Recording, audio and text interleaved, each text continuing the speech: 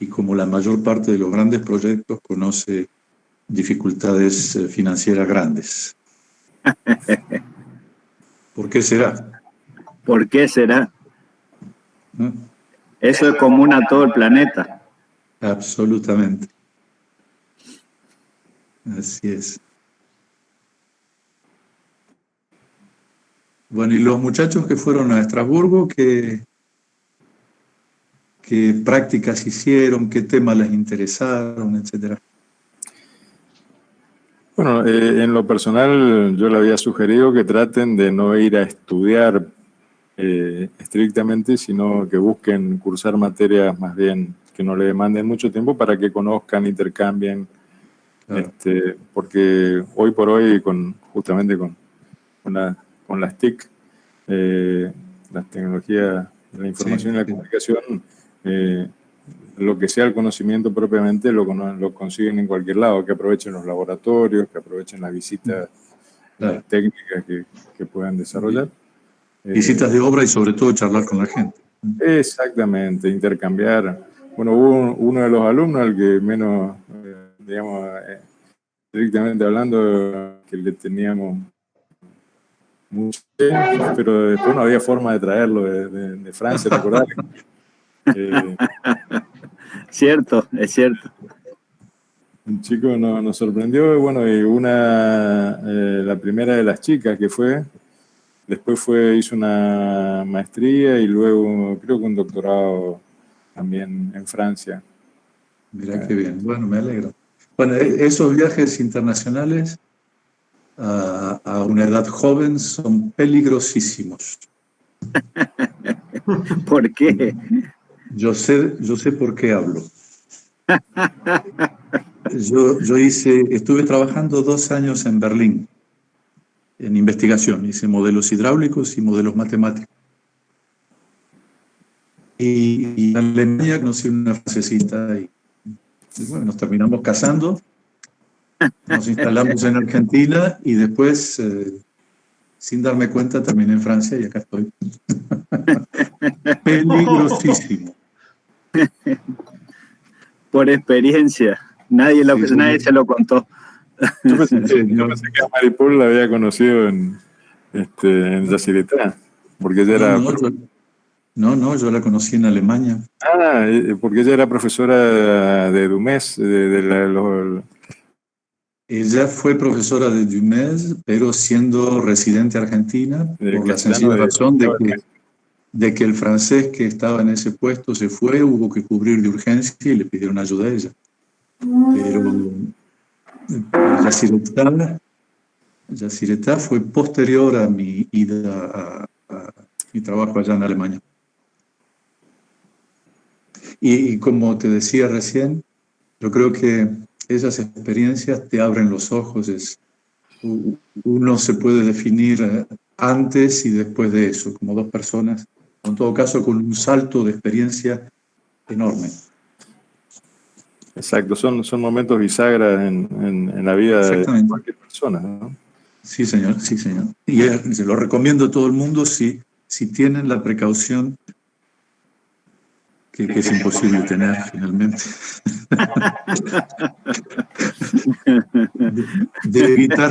de evitar los intercambios culturales.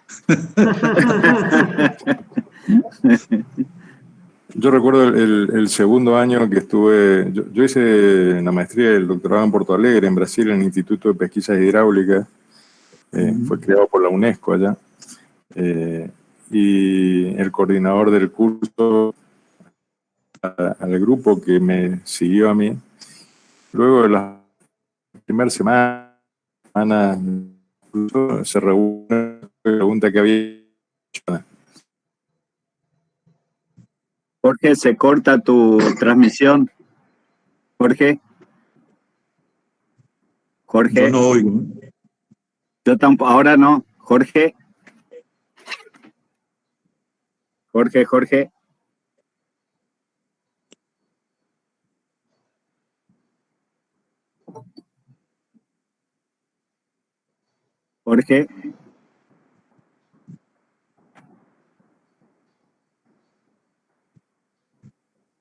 Está cortada tu transmisión, Jorge. Jorge.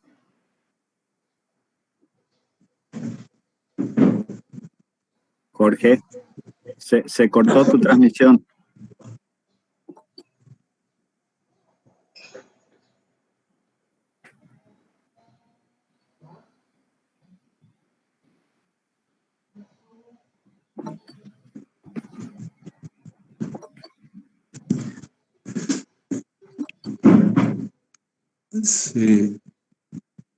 ¿Se arregló?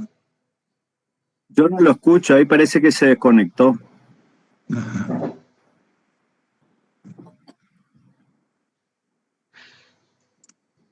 Guille, Entramos, no sé qué le pasó a entramos Jorge. oficialmente en la hora de la conferencia. Ustedes me dicen cuándo desean que comience, ¿eh? Ahí está Jorge. Ah, perfecto. Ahí está Jorge. Jorge. Bueno, yo tuve un inconveniente acá en la computadora. ¿Sí? ¿Me escuchan? Sí, perfectamente. Hola, ¿me escuchan? Sí. Sí, sí. Yo tuve que reconectarme con yo me reconecté con el celular porque se tildó la computadora. Sí. Pero Arrancamos. bien, como estamos, son las 10 en punto, así que solo un minutito Perfecto. de arrancar. Yo no sé hasta dónde se me escuchó, digamos, lo de Brasil.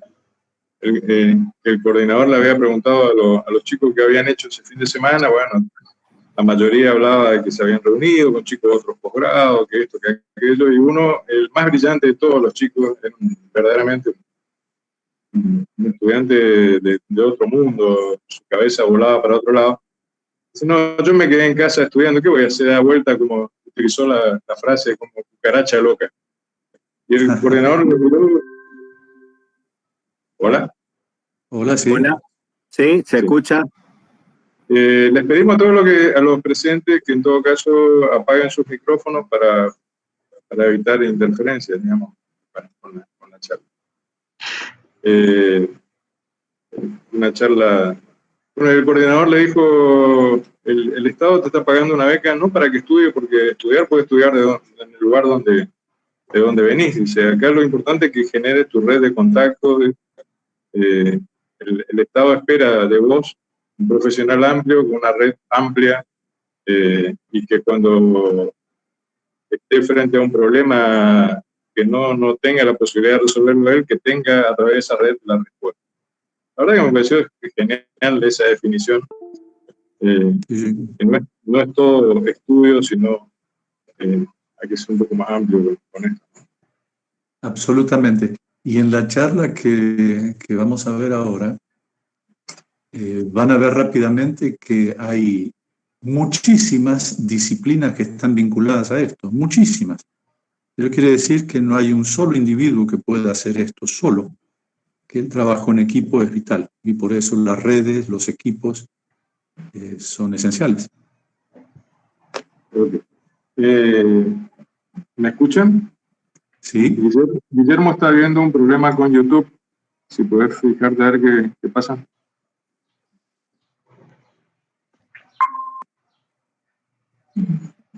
Tengo dificultades para descargarlo. Voy a tratar de cerrar y volver a entrar en YouTube, pero no se me Asensio, ahí lo estoy viendo al profesor Carlos de Petris, que es profesor de hidrología de nuestra facultad, de nuestro departamento de hidráulica. Carlos, buen día. Bienvenido. Buen día, Jorge. Buenos días, Buen día, encantado. Buen día, Asensio. Carlos. Mucho gusto. Igualmente.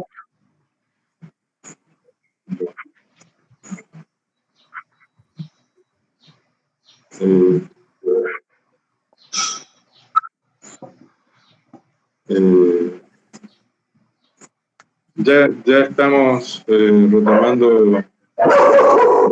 Bueno. Estamos en seguridad. Buen día, Marcelo. Buen día.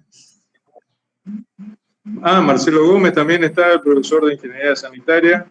Buen día, Marcelo. Buen día, Jorge. Buen día, Alejandro. Buen día, ingeniero Lara. Muchísimo Hola, gusto, Marcelo. encantado. Igualmente, el gusto es mío.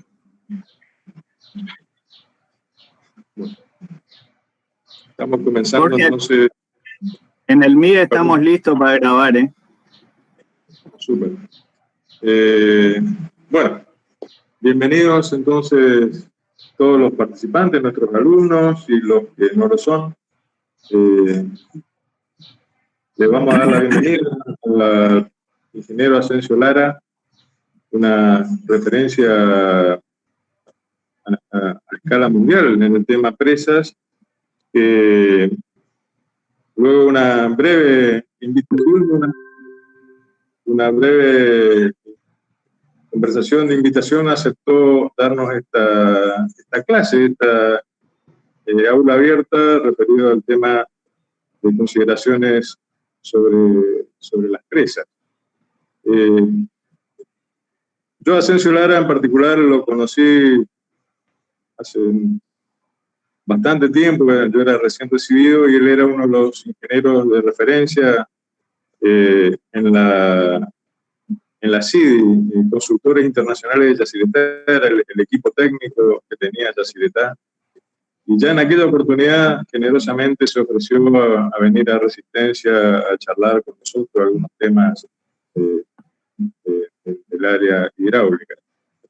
Anteriormente, Asensio, lo estoy haciendo de memoria, Asensio, porque todavía no está reiniciando mi máquina. También recuerdo que me había comentado que hizo una especialización, un doctorado en obras hidráulicas en Berlín. Y luego, antes de ir a Yacyretá, tuve un paso por Arroyito. ¿Qué otra presa, Asensio?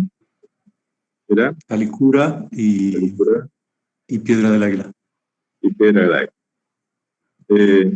Piedra del Águila, bueno, tiene unas historias interesantísimas respecto al tema de las filtraciones, que tuvieron que cambiar algunas, sí, señor.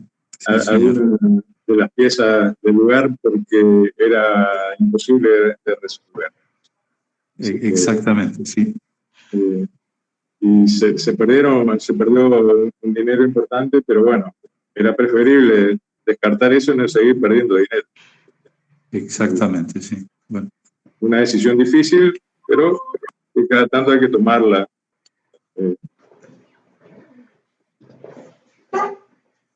Luego de su paso por Yacyretá, estuvo unos 12 años, si no saqué mal la cuenta, se traslada a París para seguir su vida profesional y familiar, y su paso comenzó en Coyne Bellier, disculpe la pronunciación, una consultora que está en el podio de las mejores consultoras más grandes, con más antecedentes de toda Europa. Más tarde, entre el 2008 y 2011, estuvo en Guatemala desarrollando proyectos hidráulicos, 2 construidos, 5 estudiados, y desde el 2012 a la actualidad desarrolla su actividad como consultor independiente, centrado básicamente en el tema presa, seguridad de presa, seguimiento de empresa y todo la constelación de temas alrededor de las presas.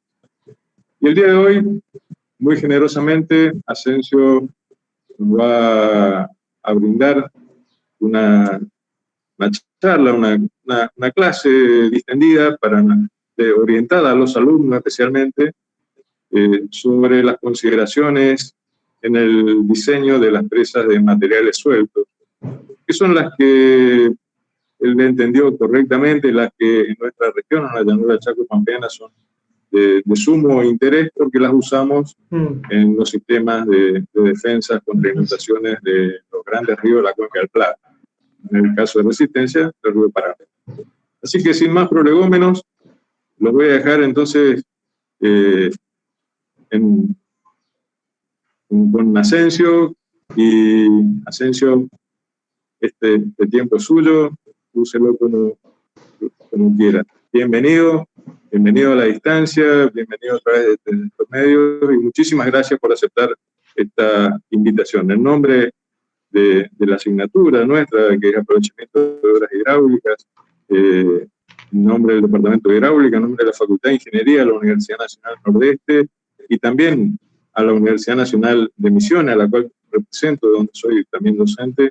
Le damos la bienvenida y nos sentimos sumamente agradecidos por haber aceptado estar con nosotros esta mañana nuestra, esta tarde en París. Asensio, cuando quiera. Muchísimas gracias, Jorge. Buenos días a todo el mundo. Es un placer compartir esto con ustedes. El tema es fascinante. Sin duda sería mucho mejor poder hacerlo en vivo, personalmente, para después proseguir, charlar, compartir con más profundidad y en forma más directa. Pero las cosas son así hoy en día. Aceptemos y agradezcamos que disponemos de esta tecnología que nos ayuda a trabajar simultáneamente, como decía Jorge, a 11.000 kilómetros de distancia. Como bien lo señaló él en la presentación, he tenido la suerte de poder aprender con grandes maestros en la escuela y con grandes proyectos en la vida profesional, y yo considero que es una obligación compartir esta experiencia, así como yo recibí de otros, es decir, de profesores y de la vida, ponerla en las manos de ustedes como complemento o como una cadena de conocimientos que sería deseable conservar.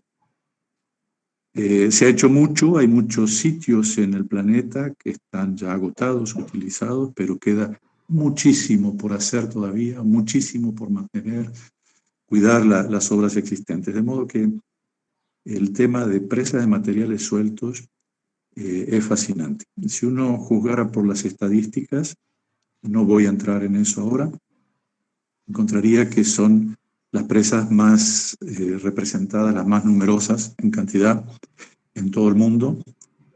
Son también las que tienen los mayores porcentajes de falla, de rotura, o de mal funcionamiento, o de disfuncionamiento.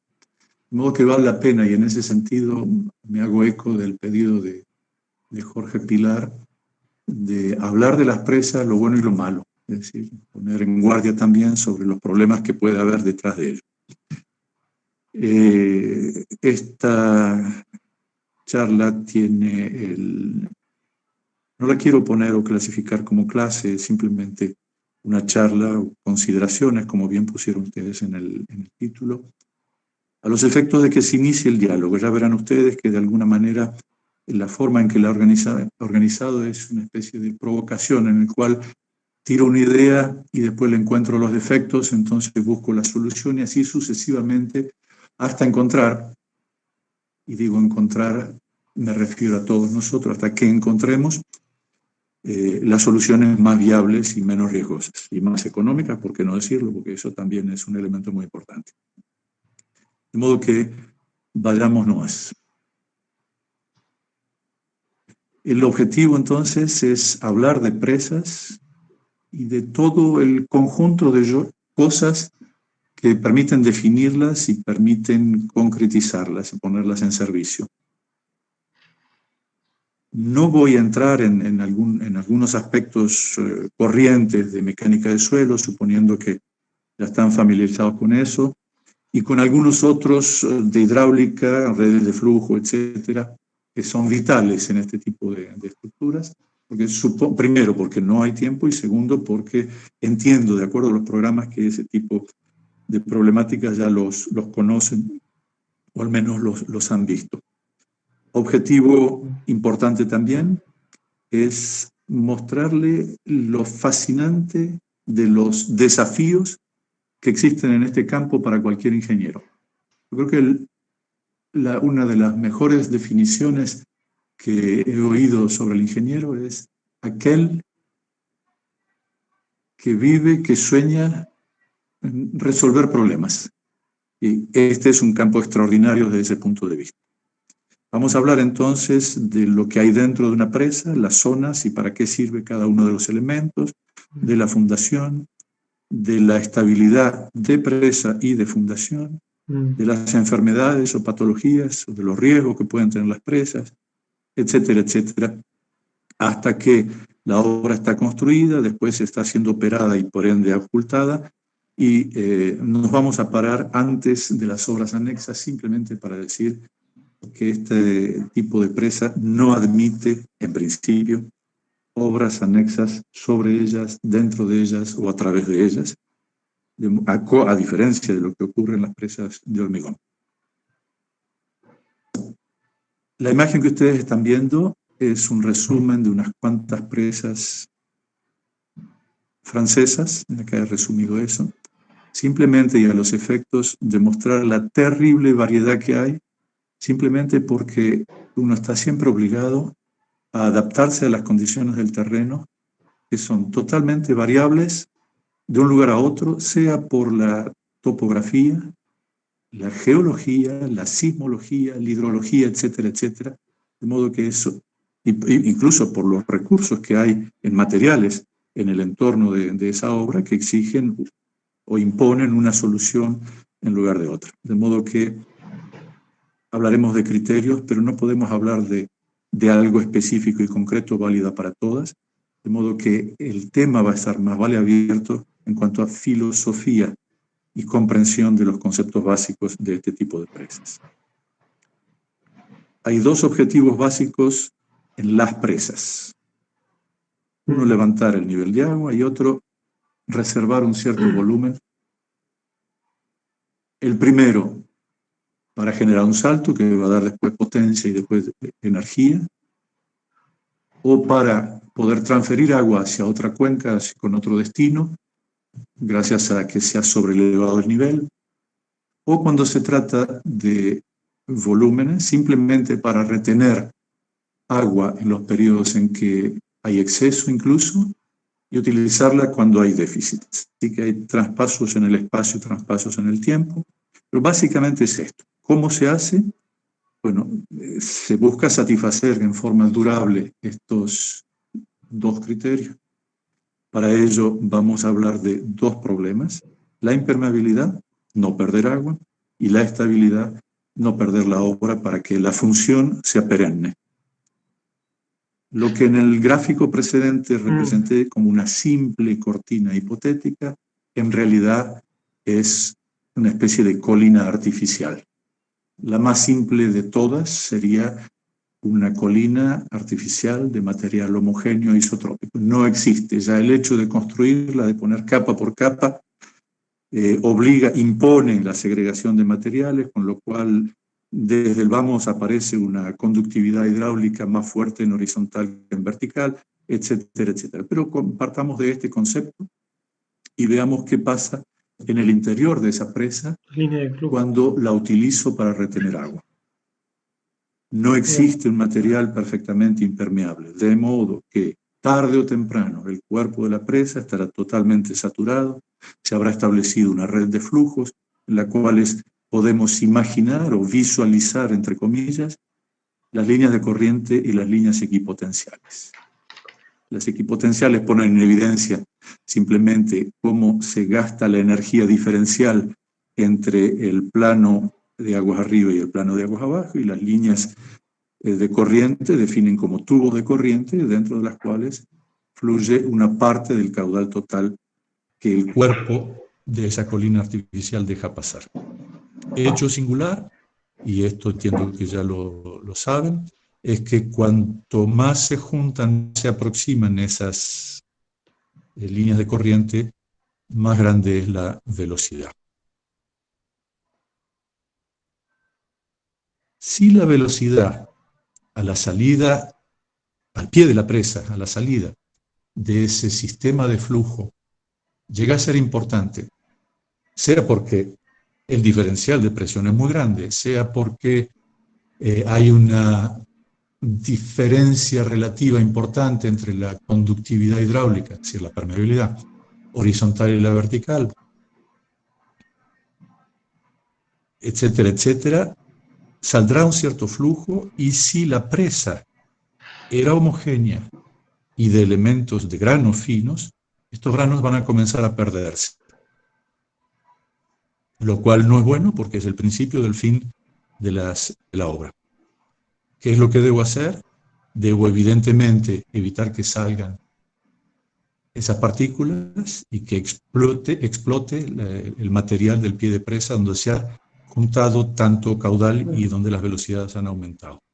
Entonces, no me queda otra alternativa que olvidarme que era una presa homogénea y empezar a combinar materiales y a poner piedras con peso para evitar que sean arrancadas, pero si las piedras son muy grandes y los intersticios son más grandes que el tamaño de las partículas del cuerpo de la presa, evidentemente no voy a parar las partículas y seguirán fluyendo a través de los intersticios del material que puse para protección.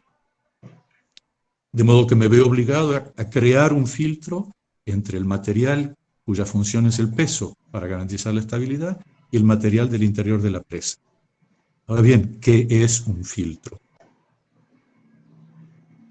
El filtro es todo cuerpo capaz de interponerse entre otros dos con el fin de evitar la migración de partículas. Tan simple como eso. Si el grande tiene intersticios demasiado grandes para el tamaño del fino, la presa está perdida de antemano. Intercalando un elemento intermedio que pueda retener esas partículas finas y que a su vez no pase por los intersticios de la grande, el problema está resuelto. De modo que en presas, una de las primeras lecciones es tener conciencia de este problema. Van a haber filtros por todas partes, van a haber transiciones por todas partes, y es la clave, y es la seguridad de la perennidad de una presa de materiales sueltos.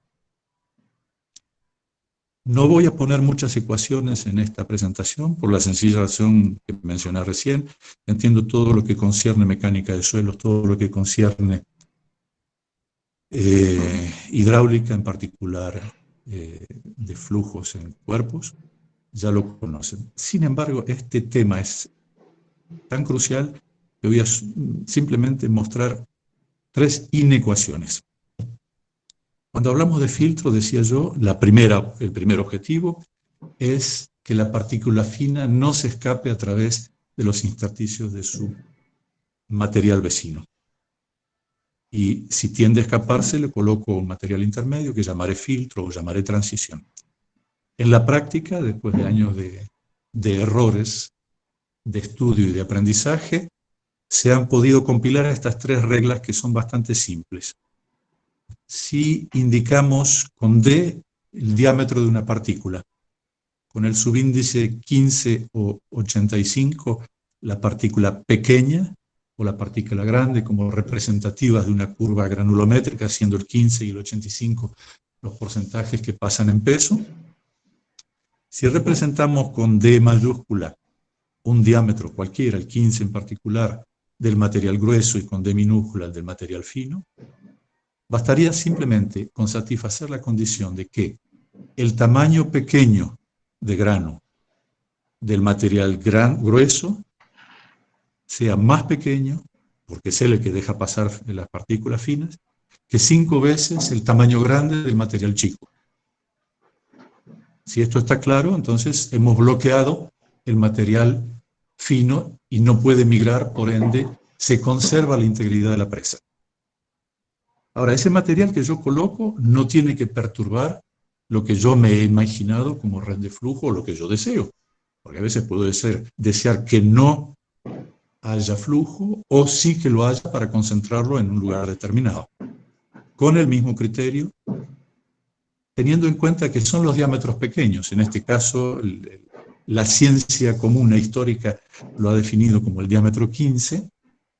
Hace falta que el diámetro pequeño, característico de la filtración del material grande, sea por lo menos 5 veces superior al del material chico. Con esto está garantizado que si antes filtraba, ahora siga filtrando. Y que si antes no filtraba, no sea el material grande el que lo frene, sino que siga siendo el material original el que lo frena. Y por último, para evitar la segregación es indeseable en la medida que cuando uno vuelca material para construir una presa, vuelca toda una gama de diámetros, pero los granos tienen la la maldita tendencia a desobedecer, y cuando uno los sacude, los vuelca, se organizan, se ponen juntos todos los pequeños y juntos todos los grandes, con lo cual hay una autoclasificación y ocurre que en el borde inferior de una nueva capa de material colocado se encuentran los gruesos, por ende hay una conductividad mayor, y en la parte superior donde han quedado todos los finos. Para evitar ese tipo de problema, cuando se han mezclado dos materiales, entonces basta con satisfacer la condición de no segregación. Esto, que lo pongo ahora en términos más simples en rojo, tiene, como decía, una significación vital, que es esencialmente, en primer lugar, la de evitar la migración de los finos. Lo demás es consecuente y es para no perjudicar otras funciones. Ahora fíjense que ya empezamos a encontrar aquí uno de los problemas, que es diría yo, el problema que ha dado lugar a la mayor cantidad y gravedad de rotura de presas. La tubificación o erosión interna, también conocida como piping. ¿Cómo ocurre esto? Imaginen ustedes una presa como la que está esquematizada ahora en la hoja 9, en la cual tengo un nivel normal que está indicado con el color celeste, donde se ha establecido en su interior un flujo y en la cual hemos identificado la freática o línea piezométrica superior. Si en algún momento todo funciona bien, no hay ningún problema, en algún momento me veo obligado a levantar el nivel del embalse, se establece temporariamente otro nivel de equilibrio, sería la curva 2, y esta ha superado las condiciones de resistencia de las partículas al pie de la presa. Entonces, en el punto A, han comenzado a fugar, a migrar algunas de las partículas. ¿Se vuelve a la normalidad? Y uno cree que está tranquilo. No, no es así. Ya hubo un daño cuando se subió el nivel. El proceso inicia con muchísima lentitud y se propaga después con mucho tiempo en la primera fase, hasta que un buen día explota. Ese orificio que comenzó en la cara de aguas abajo se propaga hacia aguas arriba, llega a la parte final, y cuando se establece un flujo no a través de los intersticios, sino a través de un conducto, la presa falla automática y rápidamente. Las tres secuencias que se ven abajo representan la ruptura de la presa Teton Dam en el año 76 en los Estados Unidos. Abajo a la izquierda, marcado con rojo, ustedes ven como una mancha, como un chorro de color oscuro, que no es otra cosa que el inicio de una tubificación en la cual el material del cuerpo, que es oscuro, está saliendo, que progresa, que llega hasta la cara de aguas arriba, se produce la geometría completa del tubo, fluye, rompe y termina, como ustedes han visto, incluso en esta otra figura, que fue un desastre, uno de los más grandes desastres de toda la historia de las presas. Pero con un bemol, algo muy interesante. No está directamente vinculado al tema de las presas de materiales sueltos, pero aprovecho para señalarlo. A pesar de la gravísima, la terrible rotura de esta presa, hubo un solo muerto. Y el muerto no se produjo por la obra, sino se produjo durante la evacuación. ¿Por qué? Simplemente había un plan muy serio, muy completo de evacuación en caso de emergencia, y alguien falló en las consignas y terminó con un accidente mortal. Pero lo que quiero señalar, primero, este tipo de problema es gravísimo. Segundo, este tipo de problema, si se lo sabe reconocer, da tiempo. Tercero, qué importante tener un plan de acción durante emergencias.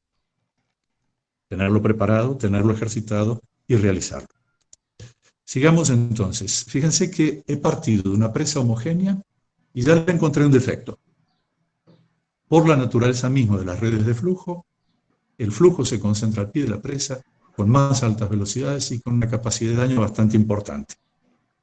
Entonces me veo obligado a abandonar el concepto de homogeneidad pura de la presa y a introducir algo que tenga peso para que no sean arrancados los materiales, y tenga filtros para que no migren a través del material que ofrece el peso que garantiza la estabilidad. Entonces, he dado ya el primer paso hacia una presa zonificada. Y vamos a ver la evolución sucesiva de los problemas que tienen las presas a las que voy llegando gradualmente hasta que encontremos una presa o varias presas, no tiene por qué ser un solo tipo de presa, que satisfacen los objetivos globales que nos hemos impuesto.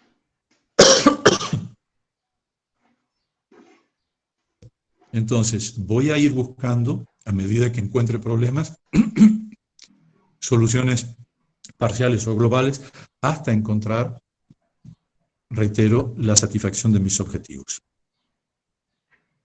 Claro. Partimos entonces de una presa sobre una fundación rocosa, a la que he considerado homogénea, que para que sea una colina impermeable tiene que ser de grano fino, si no, no lo sería. Para que sea estable tiene que ser de grano fino y tener cohesión, si no sería lavada inmediatamente. Entonces estoy cayendo forzosamente en arcilla. ¿Qué pasa con la arcilla? Y no hay arcilla en todas partes. Hay muchos países en zonas desérticas donde no hay, punto, no se encuentra. Entonces habrá que pensar que hay que hacer economía, por lo menos, de esta presa, de este material. Por otro lado, las arcillas son difíciles de trabajar. Tiene poco contenido de agua, es difícil colocar. Tiene demasiado contenido de agua, es un pegote, no se puede ni siquiera caminar, uno se queda pegado. Entonces, todos los procesos que se deban hacer para añadirle agua, para sustraerle agua, son procesos caros. Además, tiene una desventaja muy grande. Por lo mismo que acabo de decir, si tiene exceso de agua y tiene exceso o tiene déficit de agua, puedo verme en serias dificultades para trabajarla en periodo de lluvias. Entonces podrán pasar meses sin que pueda avanzar en el trabajo de una presa. Eso es a tener en cuenta porque eso también es costo, o por lo menos lucro cesante. Por lo que vimos recién, es necesario que conforte el pie. En el primer problema que señalé, que yo conforte el pie con peso y con filtro. Ahora, ese filtro también yo podría llevarlo más hacia aguas arriba. Entonces le voy a llamar tapiz drenante. ¿Qué ventaja tiene ese tapiz drenante? Simplemente que va a abatir la freática antes de lo que lo hacía en condiciones naturales, sin otro punto, o con el triángulo de refuerzo en el extremo aguas abajo. La ventaja es bastante simple, simplemente estoy ganando más área de la presa con material seco, y todos sabemos que un material arcilloso seco es más duro, por no decir más resistente, que uno que está saturado de agua. Si además extiendo todavía más ese tapiz drenante y lo elevo, voy a captar más rápidamente, más temprano y en forma más uniforme, sin concentrar en un punto particular, el flujo del que veníamos hablando. Con lo cual, estoy abatiendo esa freática en forma sensible y estoy ganando, primero, reducción de velocidades en interna, segundo, en una superficie en la sección transversal de la presa de material seco, que es positiva por la sencilla razón de que es más resistente que el material húmedo o saturado. Entonces, ¿qué me impide pensar ahora que en lugar, después de tener esta chimenea y este tapiz drenante, contiguo al material fino, que es el verdaderamente impermeable, con la debida interposición de una transición o filtro, lo que está representado en naranja aquí, si además de eso yo dijese, bueno, en la zona seca, en lugar de poner arcilla, que me cuesta tanto, voy a poner piedra, porque me sobra. En la parte de aguas arriba también, porque de todos modos, con un material impermeable reducido a una dimensión como la central, a la cual llamo núcleo impermeable y que tiene la función específica de la impermeabilidad, el resto no necesita, puede estar saturado de agua, puede estar lleno de intersticios, con tal que tenga un peso suficiente como para darle o garantizar la estabilidad del núcleo impermeable, que saturado se comporta casi como un flan, todo está muy bien. Entonces, fíjense que hemos llevado muy adelante el tema de la zonificación de una presa optimizando el uso de materiales, porque a cada material se le ha dado un rol diferente en una zona diferente. Tenemos la impermeabilidad, tenemos la estabilidad, tenemos la no migración, tenemos el no cambio de impermeabilidad, hemos limitado las velocidades, etcétera, etcétera.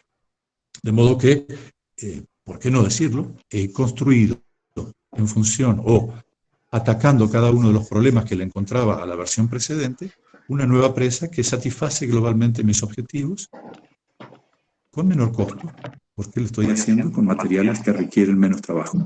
¿Cuáles son en esta presa, en la sección esta a la cual hemos llegado, los materiales más baratos? Obviamente son los espaldones, los consigo en forma masiva en cantera, con simplemente explotar las canteras en sentido doble, explotarla en sentido de utilizarla y explotarla por el uso de explosivos.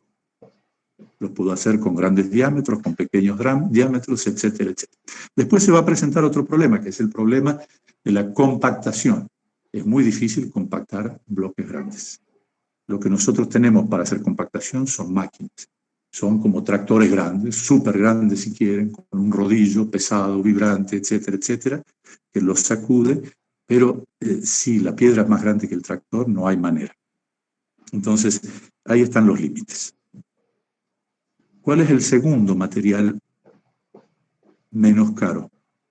Y acá tendría que decir que probablemente sean la chimenea y el tapiz drenante, porque puede ser roca o puede ser aluviones, simplemente los tendré que clasificar, limpiar, hacer cortes, es decir, tomar la curva granulométrica natural y sacarle una parte o añadirle una parte para que se obtenga la curva granulométrica que permita el flujo que yo he calculado o estimado, añadiéndole todavía un coeficiente de seguridad, para garantizar el buen flujo.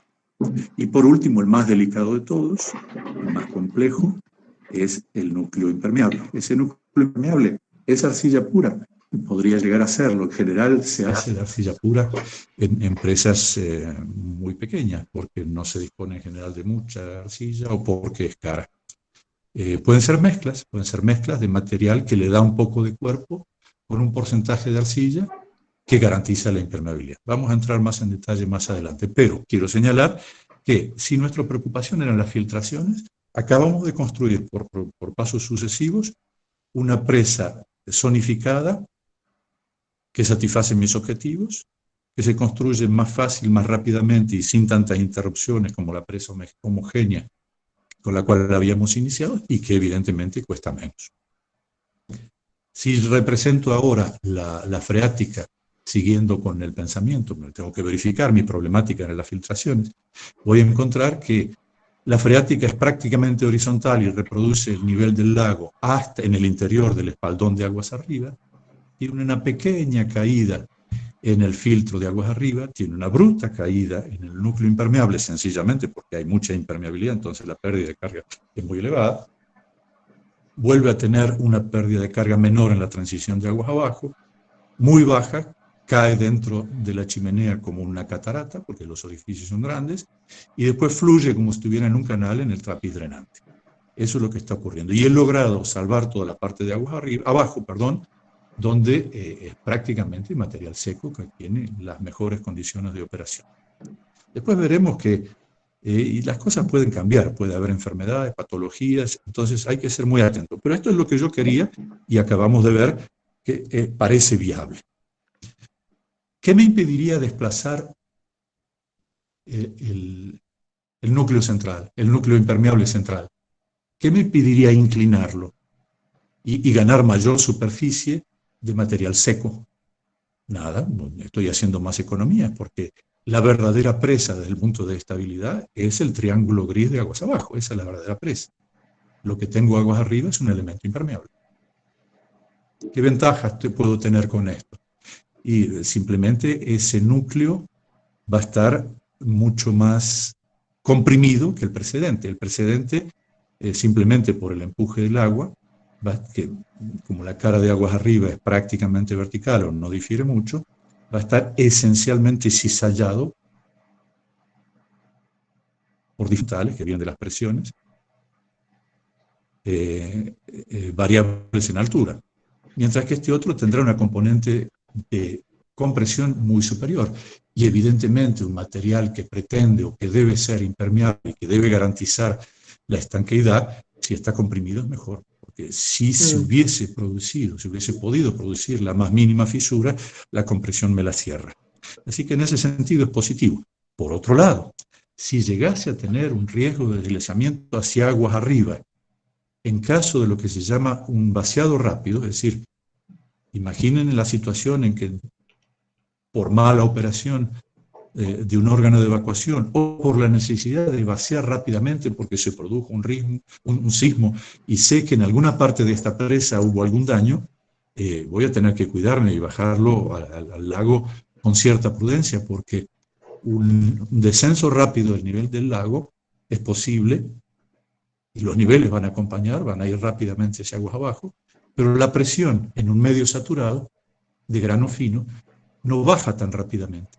Entonces me encuentro que tengo niveles de presión altos en el núcleo impermeable porque no drena fácilmente, toma tiempo, y un nivel muy bajo en el espaldón de aguas arriba y en el lago, evidentemente. Entonces el diferencial hace que la presión intersticial empuje hacia aguas arriba y se pueda romper la presa. Así que por un lado la ventaja de un núcleo comprimido, por otro lado la desventaja de un riesgo más grande en el caso de vaciado rápido. También me podría imaginar yo un núcleo que seguiría siendo central, núcleo impermeable, que seguiría siendo central, pero de otro material. ¿Por qué no de hormigón asfáltico? Hace un rato decía que si el núcleo es impermeable, es de arcilla o material fino, es muy difícil trabajar durante el periodo de lluvia. Y hay sitios en que los periodos de lluvia son muy prolongados. Entonces, realmente una presa en esas condiciones sufriría retrasos bastante importantes. Cuando hay retrasos, hay lucro cesante y hay explosión de los intereses intercalares, es decir, los intereses que estoy pagando por los créditos que he solicitado para poder realizar la construcción. Entonces, ¿por qué no pensar en algo que sea de alta resistencia, que pueda llegar a ser fino, que sea trabajable con frío, con calor y con lluvia? Y ahí estamos cayendo en el hormigón asfáltico. El hormigón asfáltico no tiene nada de distinto respecto a los hormigones que nosotros conocemos, con dos condiciones. Primero, que el diámetro del tamaño máximo sea relativamente pequeño, y segundo, que contenga un cierto porcentaje de bitumen, de asfalto. Con un porcentaje que oscila entre el 5 y el 7%, eso está perfectamente garantizado. Resulta una membrana bastante delgada. Fíjense que los estándares están en el orden de 1 metro en la base y puede ser menos arriba, y a veces se lo construye del mismo ancho hasta arriba simplemente por no tener que preocuparse en variar el ancho. Me tocó hacer una presa en el río Angara. El río Angara es el emisario del lago Baikal, en Siberia, en Rusia. Y ahí, para una presa de 180 metros, teníamos 80 centímetros de espesor a la base. Obviamente eso es una membrana, es como un papelito que no hay que dejarlo solo porque se cae y se quiebra. Pero si voy construyendo en paralelo los espaldones, ¿cuál podría ser el problema? Si entre los espaldones y ese núcleo vertical o subvertical de hormigón asfáltico he colocado transiciones como para ayudarlo, sostenerlo, como para que, si hubiese alguna fisura, tengan la capacidad de retener todo o parte del flujo que se instalaría, no debe ser un problema. No hay muchas presas con núcleos de hormigones asfálticos en el mundo. No las hay. Simplemente por falta de experiencia, por temores, etcétera, etcétera, pero hay antecedentes muy claros. Son pocas las empresas que han hecho, son pocas las empresas que saben hacerlo. Entonces, ese quizás sea también uno de los factores por los cuales es más difícil decidirse, porque hay que buscar empresas especializadas. ¿Qué me impediría también imaginar construir un espaldón continuo y después venir a excavarlo como quien excava o hace una pared moldeada? Llenarla de un material bentonítico o cemento bentonítico que después se va a consolidar más o menos, en lo cual El cemento con algunos agregados tendría la función del hormigón y la bentonita tendría una función equivalente a la del asfalto. ¿Por qué no? Eso es posible también y existe. Hay menos casos todavía que de núcleos con hormigón asfáltico. Por último, puedo soñar más todavía y decir, ¿qué me impediría utilizar geomembranas para esto? A condición de sostenerla de alguna manera. Y veamos el esquema siguiente en la hoja 18. Evidentemente, yo puedo imaginar una hoja de una geomembrana plástica suficientemente espesa, suficientemente resistente, incluso con elementos textiles que le añadan resistencia a la impermeabilidad. Ahora, imaginarla vertical o subvertical de un solo trazo es muy difícil, porque por otro lado, este tipo de cosas son sutiles, son delgadas, y bajo la presión del agua dentro del espaldón van a quedar totalmente pegadas y copiando la forma, calcando la forma de la piedra sobre la cual se han apoyado. Y si la piedra sobre la cual se han apoyado es angulosa, la puede romper. Entonces, en este caso es muy importante, en primera instancia, poner una transición sobre la cual se pueda apoyar la membrana cuando está empujada por el agua sobre la piedra de aguas abajo en forma suave, sin sufrir punzonamientos. Entonces se la construye en zigzag. ¿Por qué? Porque al construirla en zigzag es como si se tuviese un encofrado que la va sosteniendo. Entonces se avanza una primera capa, se la apoya, se llena del otro lado, se construye superiormente el otro, y así sucesivamente con la transición que no ha sido dibujada acá, pero nada me impediría pensar en esto como una solución viable. Hay un problema, no obstante ello, que explica por qué son tan pocos los casos en los cuales esto se ha dado.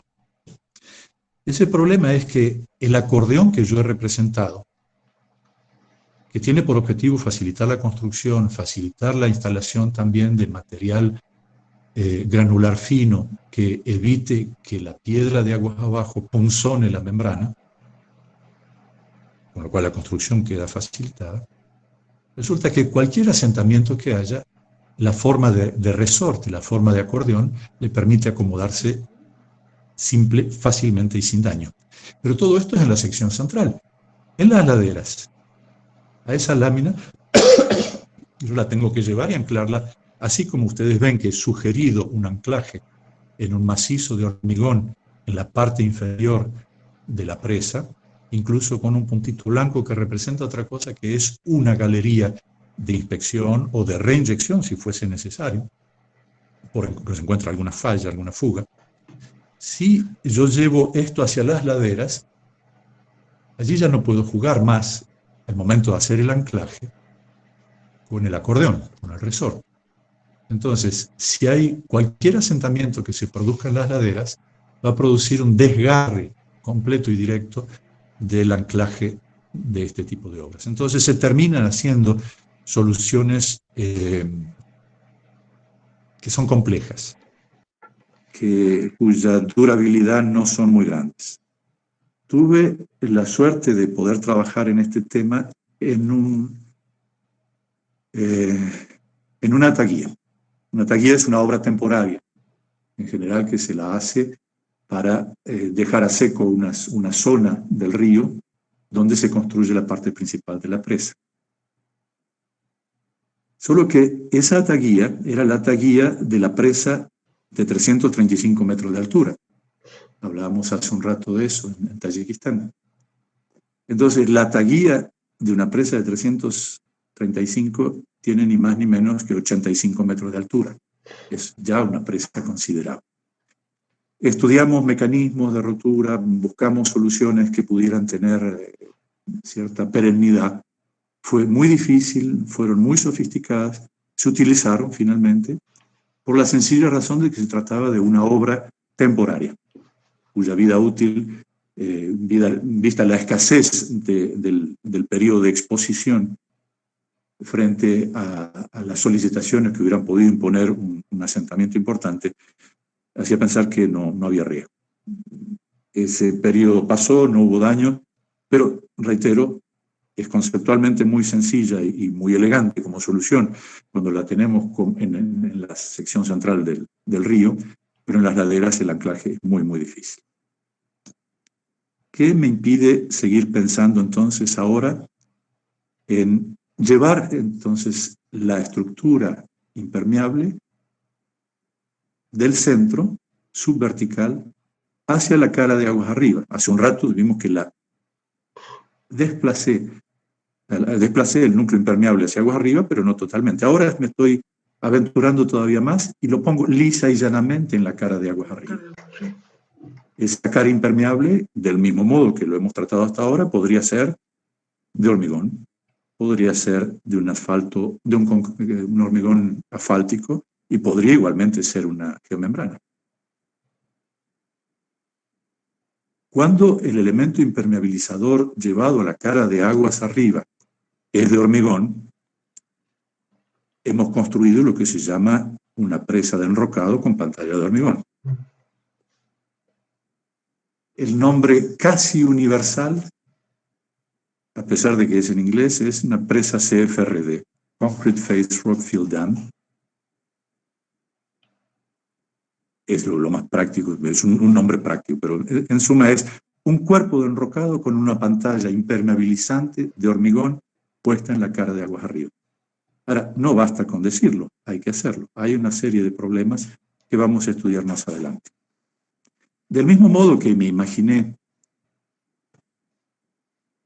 una impermeabilización sobre la cara aguas arriba de la presa hecha de hormigón, podría imaginarme también una de hormigón bituminoso o asfáltico, o también una geomembrana. Todas son posibles. Cada una tiene su dificultad.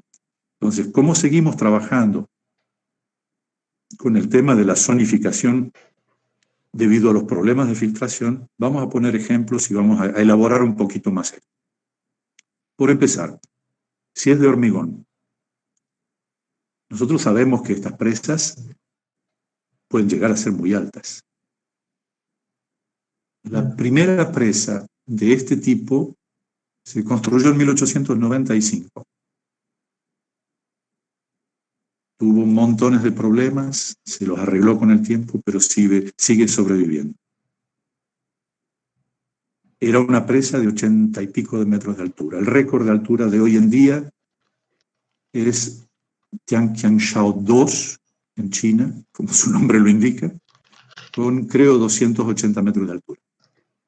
Entonces uno se diría, sobre 200 metros de altura, casi 300, si yo tuviese un 2 o un 3% de asentamiento, que son valores que a veces se pueden considerar como razonables, ya son varios metros de asentamiento, ¿qué le pasa al hormigón? ¿Se va a fusionar completamente? Y no, fíjense que no. ¿Por qué? Simplemente este hormigón va a funcionar como una membrana muy sutil, muy delgada. El punto de apoyo, abajo a la izquierda, donde además he dibujado una especie de L invertida en color rojo, que es un anclaje para fijar ese apoyo a la roca, es fijo, y a partir de ahí arranca con una articulación dibujada como una especie de elástico para que el apoyo pueda tener rotación, desplazamiento horizontal, vertical, transversal, etc. Pero a partir de ese momento, esa membrana de hormigón es muy delgada con respecto a la altura. Entonces, si el radio de curvatura de la deformación de esa membrana de hormigón es muy grande, entonces las deformaciones específicas serán muy pequeñas y compatibles con la resistencia del hormigón. Así que ya ven ustedes que mientras las deformaciones sean de radio muy grande, reitero, la deformación específica es pequeña y será compatible con las características del hormigón. Pero ahí viene otro problema.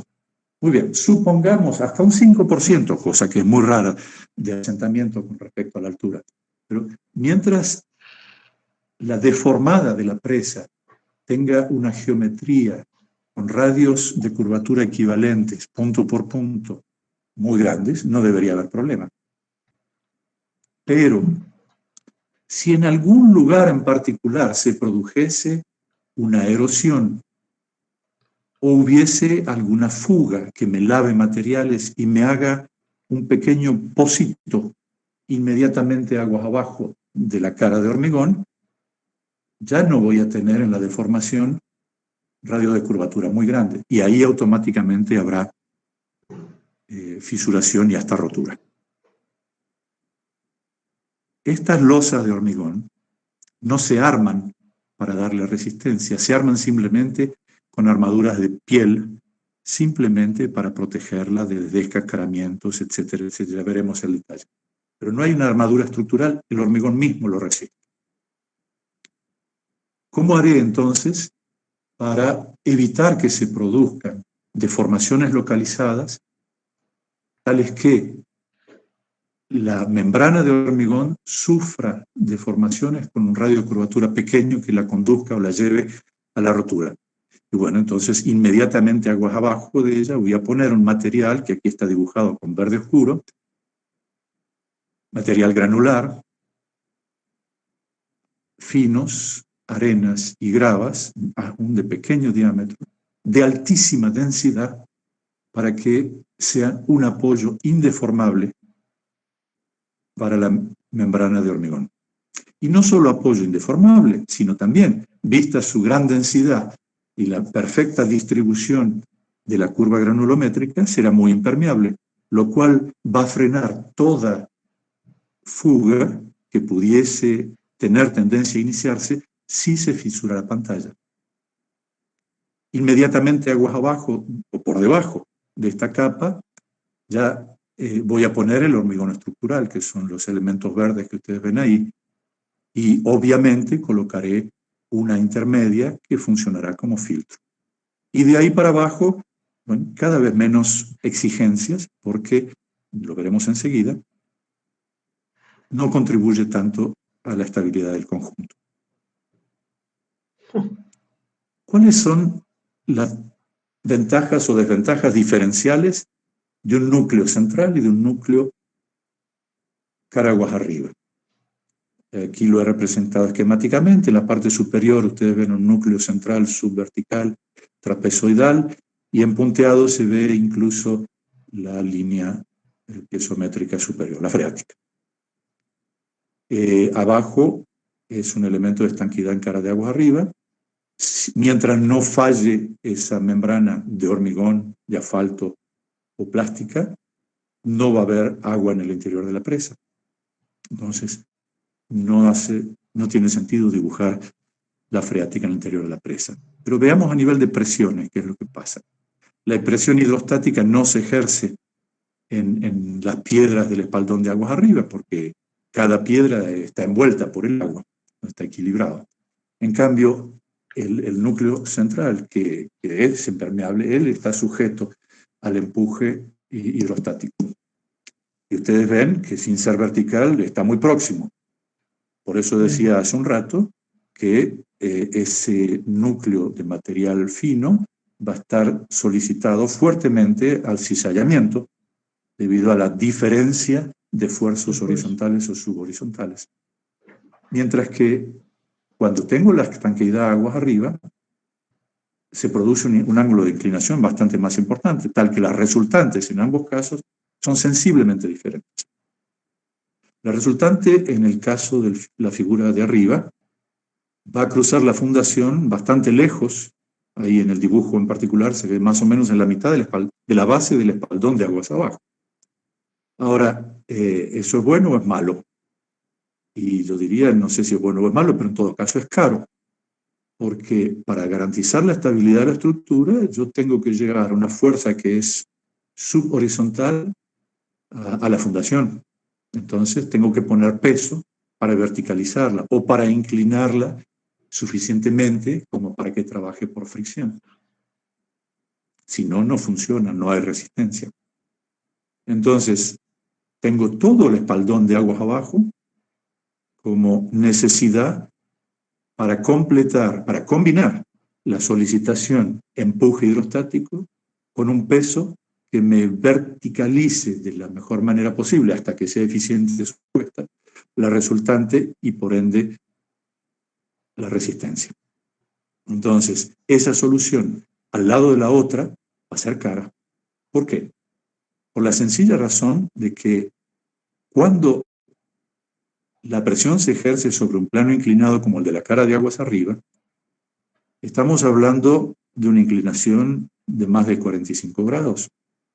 Entonces la resultante va a pasar, casi diría, por el tercio aguas arriba de la proyección de la cara de aguas arriba. Con lo cual tengo todo el peso del resto de la estructura para terminar de verticalizar, en la medida de lo posible, la resultante hidrostática. Con lo cual está claro que hago economías. Otra economía enorme que hago es que el área de material seco y por ende con mejor respuesta en términos de resistencia en la presa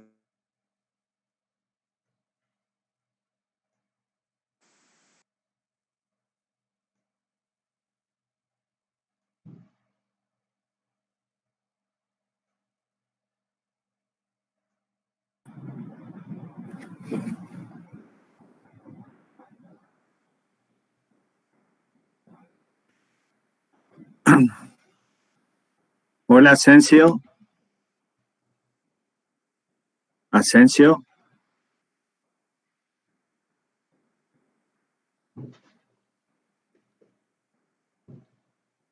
Asensio, no se te escucha.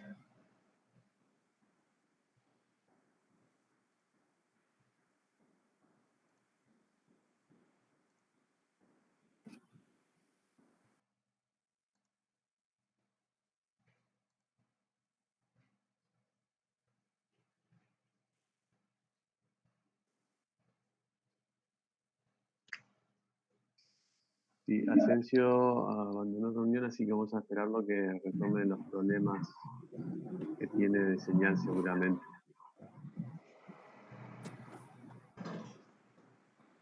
Aparentemente tiene el problema de conexión. Guillermo. Sí, aparentemente sí, porque abandonó reunión, así que vamos a esperarlo que se vuelva a conectar. Perfecto.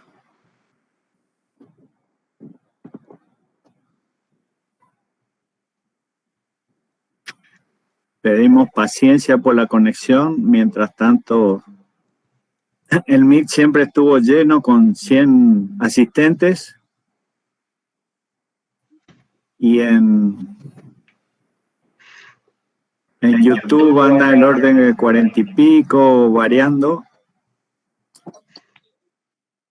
Pese a los problemas de conexión, que Ajá. la impericia del controlador del estudio, Ajá. pero bueno, más o menos va arrancando ese YouTube. Jorge está ahí. Creo que salió. Él tenía problemas de conexión también. Me voy a poner en comunicación con él. Ahí está empezando la presentación. Faltaba apretar. ¿Qué otro botón, Guillermo? Y tiene en la que tablet. ir al botón en la tablet del medio y ahí se le despliega el menú principal. Ay. El botón del medio y de ahí se despliega el menú principal. Ahí salió de presentaciones. Ahí saliste de presentación, Asensio. Sí.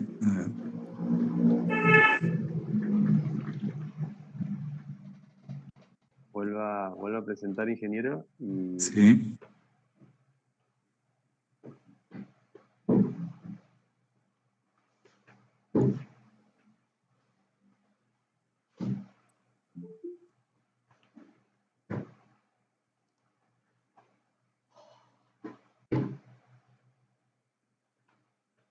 Ahí está entrando modo presentación, Asensio.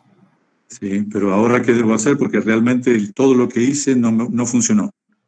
El botón de abajo, de la tablet. Ahí se le va a desplegar el menú principal y ahí puede volver a... Ahí está. ¿Ahí ustedes la ven? El fondo de tu pantalla de Windows, ahora faltaría la presentación. Ahí, ahí. Ahí está. Ahí está. Bueno, perfecto. ¿Dónde empezó el problema? ¿Estas láminas la vieron? Estábamos conversando sobre esta lámina, sobre las resultantes, sí. Las resultantes, perdón. Sí, las presiones y resultantes, digamos. Perfecto.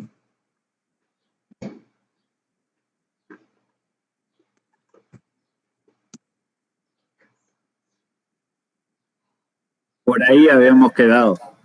Perfecto. ¿Hasta ahí vieron? Ahí está. Esto no. Esto no. La Ahí. anterior. Ahí sí. Ahí.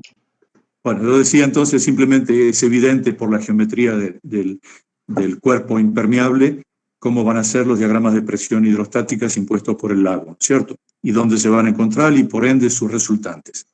Lo que es importante notar aquí es que la resultante, en el caso de un núcleo central impermeable, se va a cruzar a la fundación muy lejos en el espaldón aguas abajo, más o menos a la mitad, mientras que en el caso de una estanqueidad aguas arriba, más o menos en el tercio de aguas arriba de la proyección horizontal de la cara de aguas arriba. Ahora, ¿dónde está la diferencia, el beneficio? El beneficio es simple, porque para que yo pueda resistir y la presa no se me vaya, no deslice, necesito que esa fuerza subhorizontal o casi horizontal, cuando hay un núcleo impermeable, central, perdón, sea verticalizada todo lo que se puede. Y para verticalizarla estoy poniendo el espaldón de aguas abajo, que es peso. Y mientras más esfuerzo deba hacer para verticalizarla, más grande será el espaldón. Ese problema no lo encuentro cuando la estanqueidad está hecha aguas arriba, por la sencilla razón de que tengo toda la masa de aguas abajo, toda la masa del cuerpo entero de la presa, para verticalizar una fuerza que ya está bastante verticalizada. ¿Por qué verticalizarla? Y porque si es horizontal no resiste, no genera resistencia a la fricción. Ventaja adicional de una impermeabilización de aguas arriba es la eficiencia del material. Nosotros sabemos que un material seco funciona mejor que un material húmedo o saturado, peor. En el caso de un núcleo central, el margen que queda a igualdad de perfil o de contorno de presa es mucho menor en el caso de un núcleo central que con respecto al caso de una impermeabilización aguas arriba. Entonces son varias ventajas. Y decía incluso que las dos figuras que he representado acá no son equivalentes desde el punto de vista del coeficiente de seguridad, por la sencilla razón de que necesitaría un perfil aguas abajo mucho más extendido cuando hay un núcleo central vertical para estabilizar esa fuerza. En suma, está claro que este tipo de presas tiene una inteligencia inherente en la optimización de del uso de los materiales. No es de casualidad que estas obras han explotado en el mundo y casi nadie se pregunta hoy en día, salvo casos muy particulares, ¿qué voy a hacer como tipo de presa? ¿Es esta o el BCR, es el hormigón compactado a rodillo? Por la misma razón, sencilla razón que acabo de dar. Algunos ejemplos. Esto, ustedes ven las dos figuras de aguas arriba, están mostrando las losas continuas de una presa de enrocado con pantalla de hormigón de aguas arriba. Y arriba a la derecha se ve lo mismo en fase de construcción. Las armaduras que ustedes ven son simplemente armaduras de piel para evitar la fisuración, etcétera, etcétera. En la parte de aguas abajo se ve una presa también de materiales sueltos, de enrocado, en la cual se ha puesto una especie de imprimante asfáltico para asegurar un buen contacto de la membrana blanca que se está colocando para asegurar la estanqueidad. Cualquiera de ellas funciona. A condición de tener el cuidado de evitar, como decíamos recién, el punzonamiento de esa membrana con los ángulos o aristas muy agudas que pueda tener la piedra, para la cual se impone interponer capas intermedias. Yo supe que varios alumnos de los cursos de ustedes han estado en Potrerillos. así que me he animado a poner un par de figuras de esto y voy a hablar un poquito más de Potrerillos. Yo tuve la suerte de haber estudiado Potrerillos y haber dirigido los estudios que se hicieron para el contratista en el año 95 para participar en el concurso, que se ganó con el proyecto nuestro de una presa tipo CFRD, es decir, enrocado con pantalla de hormigón. Enrocado en forma sui generis, porque en realidad la roca de allá no es suficientemente buena y por el contrario hay enorme cantidad de aluviones, así que la nuestra no se debería llamar, en Potrerillos, no se debería llamar presa de enrocado con pantalla de hormigón, sino presa de aluviones, es decir, son cantos rodados con pantalla de hormigón. Ese es el caso. Ya van a ver que el hecho de que no sean rocas, sino aluviones, es decir, cantos rodados, le exige algunos elementos complementarios para garantizar la seguridad. También después de haber hecho los estudios para el concurso, fui el jefe de proyecto de diseño del equipo trinacional franco-chileno-argentino, con sede en Mendoza. Y después seguí durante la fase de construcción. Es un proyecto por el cual tengo muchísimo afecto, en el cual se trabajó muchísimo, se encontraron soluciones, se encontraron innombrables escollos de toda naturaleza, incluso administrativos. Pero eso es todo otro capítulo. Esta es la sección transversal principal, central, del dique de aluviones con pantalla de hormigón de Potrerillos. Lo esencial de la presa es lo que está en marrón, que es lo que da el cuerpo de la presa. Además, eso para la estructura. Para la estanqueidad está la pantalla de hormigón que prácticamente no se ve en el dibujo. Todo lo demás son elementos de transición para garantizar que se satisfagan las condiciones de seguridad y las condiciones de control de filtraciones si llegasen a producirse. Recién decía que la resultante de las fuerzas del empuje hidrostático se produce ya con una componente vertical bastante útil y atractiva y bastante aguas arriba. Entonces, lo esencial de la presa desde el punto de vista resistencial es la mitad de aguas arriba. Lo que yo dibujé aquí con marrón oscuro es lo esencial de la presa. En el resto, de ahí hacia aguas abajo, yo puedo degradar la calidad. Es decir, roca de menor resistencia, o roca de mayor tamaño que es menos trabajable y por ende será menos compactada, porque sus aportes son menores. Todo se juega allá por donde pasa la resultante. Como ustedes ven, esta presa está apoyada en aluviones. Aluviones que van desde pocos metros hasta 70 metros, como si fuera la flecha invertida de una iglesia en lo que fue un paleocauce. Eso requirió un estudio muy particular, pero bueno, esencialmente sigue siendo lo mismo. ¿Qué es el trazo azul que he representado ahí? Entre los dos enrocados, o los dos aluvionados, si puedo decir, que se llaman 3A y 3B en este dibujo, se ha colocado un dren muy importante. Si llegase a haber fisuras, tal como lo dije recién, la primera capa, estamos pensando en fisuras del hormigón de la pantalla de la cara de aguas arriba, inmediatamente debajo de la cual se encuentra una capa que se llama 2B, que dije que es de materiales relativamente pequeños, muy densos, un nivel de compacidad muy elevado, que tiene por objetivo dos.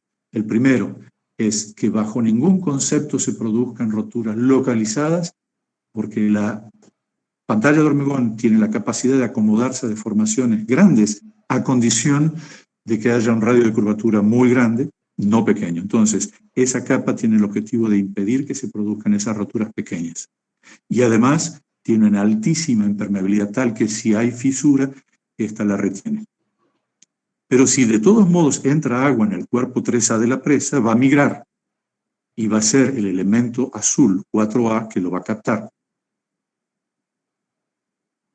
Fíjense ustedes que en la granulometría del 2A encontramos material muy fino, incluso tiene una cierta componente, hasta un 5% de material fino en el sentido de geomecánica, por debajo, digo bien, del tamiz 200, porque se busca impermeabilidad y se busca compacidad. Pero tiene como tamaño máximo 3/4 de pulgada, es decir, 19 milímetros.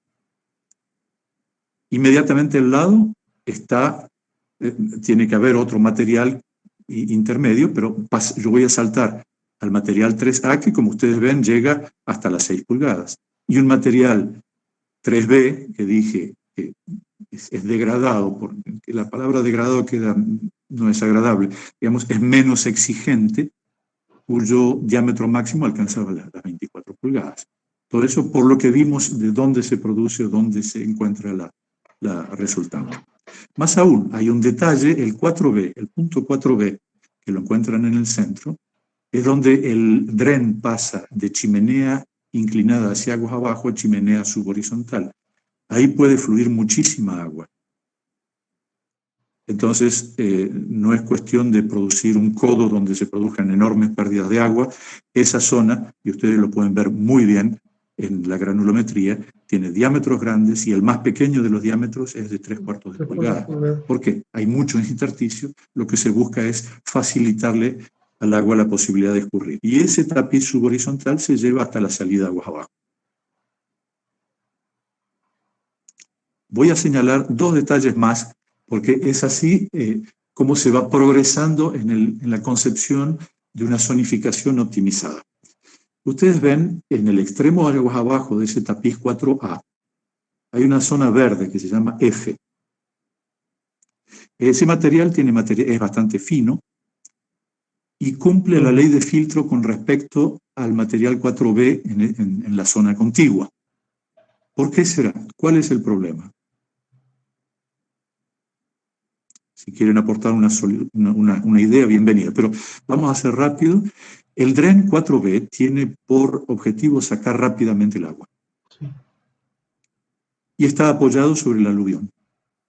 El aluvión es todo lo que hay, todo lo que el río trajo durante decenas de miles de años, suficientemente compactado por la cantidad de sismos que se pudieron haber producido durante ese tiempo, porque si hay una filtración se puede producir socavación al pie de la presa. Compactan mejor los aluviones en el lecho del río. Pero ¿será por eso?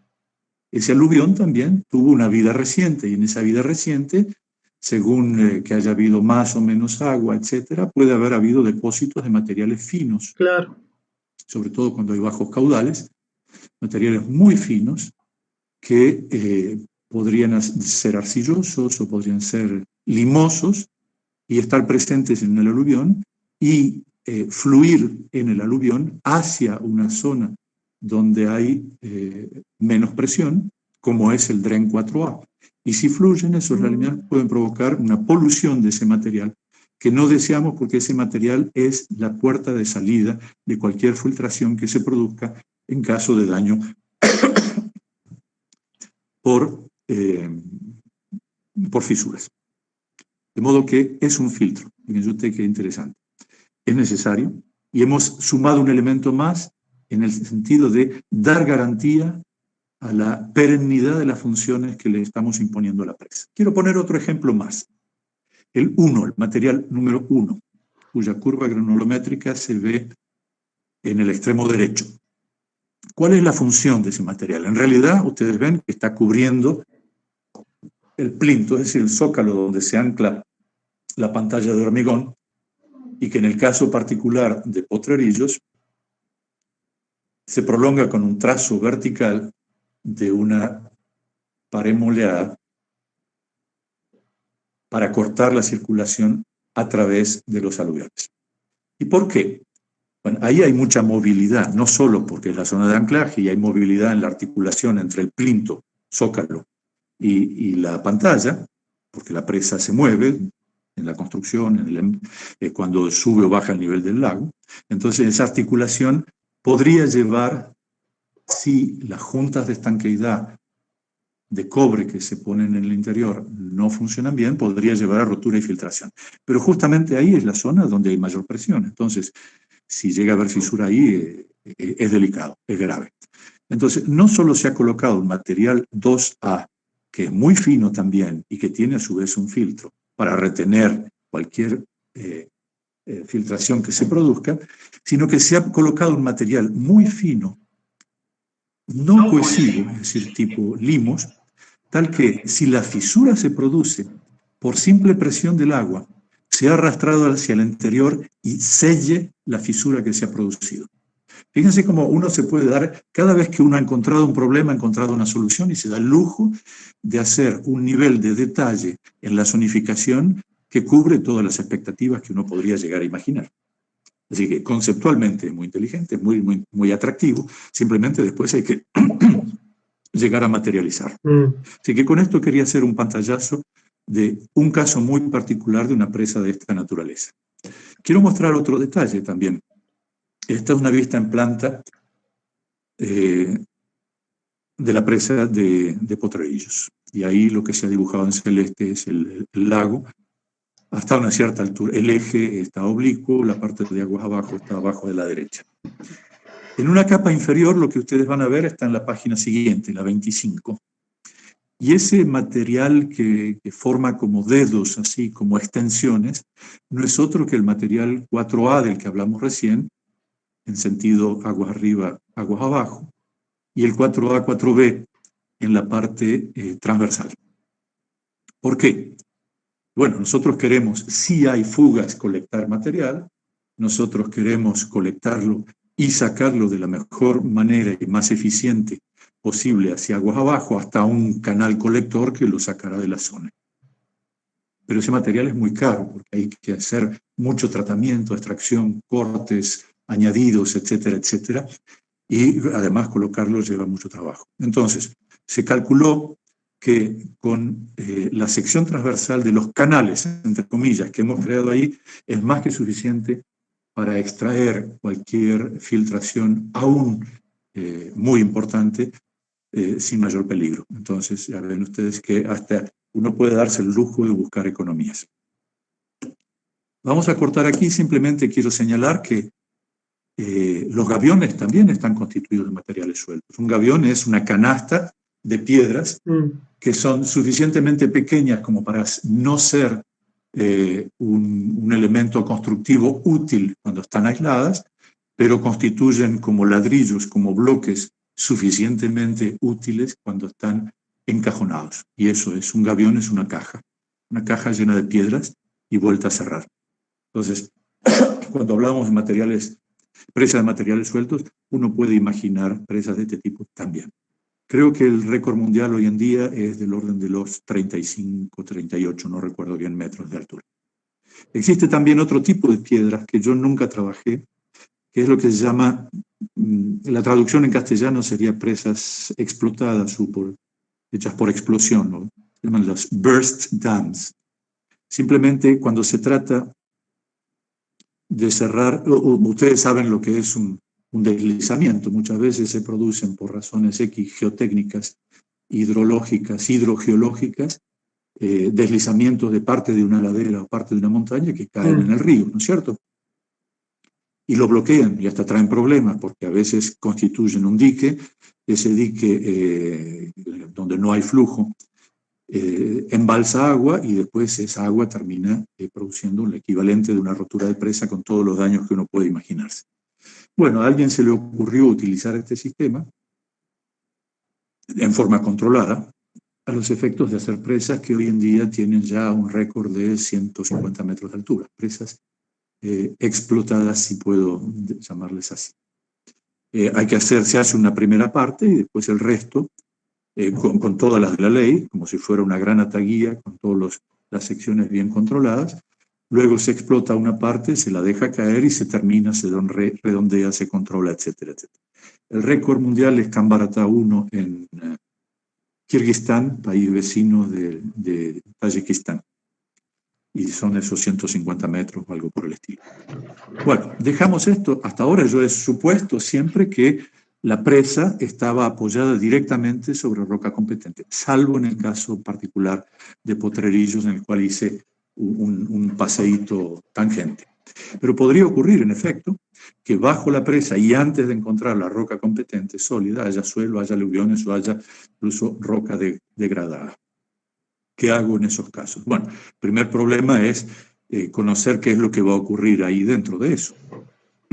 Trazar las redes de flujo, hay un delta H que va a movilizar agua, estas son las redes, las equipotenciales, que van desde el 0 hasta el 100%. Entonces, teniendo en cuenta mi conocimiento de la permeabilidad de la fundación, yo podría decir, mire, no es un problema para mí, este dique no está hecho para conservar agua, el problema no es el agua. Entonces, si yo pierdo ciertos litros, cantidad de litros o metros cúbicos por año, no debería ser un problema. Conclusión, no hago nada. O bien, no solo pierdo agua y es el elemento más rico que he venido a buscar, sino que además me puede poner en situación de peligro. Entonces, para todo eso hay que conocer muy bien la fundación, saber qué es lo que está pasando adentro. Eso fue uno de los problemas en Potrerillos. Hubo que hacer muy intensos estudios para poder llegar a saber lo que había dentro. Y a veces no se sabe nunca tampoco. Podría estar ocurriendo que haya lentejas de materiales muy conductivos, con coeficientes de seguridad, coeficientes de permeabilidad muy elevados. Todo eso depende de la historia geológica de esa zona. Podría haber habido los aluviones de Potrerillos, del río Mendoza en Potrerillos, podría haberse formado por deslizamiento de alguna ladera un dique, ese dique podría haber formado un lago, ese lago podría haber hecho que se depositen arenas, y entonces las lentejas de arena que yo he representado aquí podría ser un caso, o podría haber sido un caso en Potrerillos. De hecho, tuvimos dudas en algunos momentos, y podría ocurrir en cualquier otro proyecto. En Río Hondo nos está pasando exactamente lo mismo y genera una serie de temores, porque además de ser material fino y conductivo, en caso de sismo puede llegar a la licuefacción. La licuefacción de materiales finos, cuando se produce un sismo y aumenta sensiblemente las presiones, es que se transforma ese material en el equivalente de arenas movedizas. Claro. Es como que la presión ha sido tan grande que ya no hay soporte de eso y en realidad es un caldo.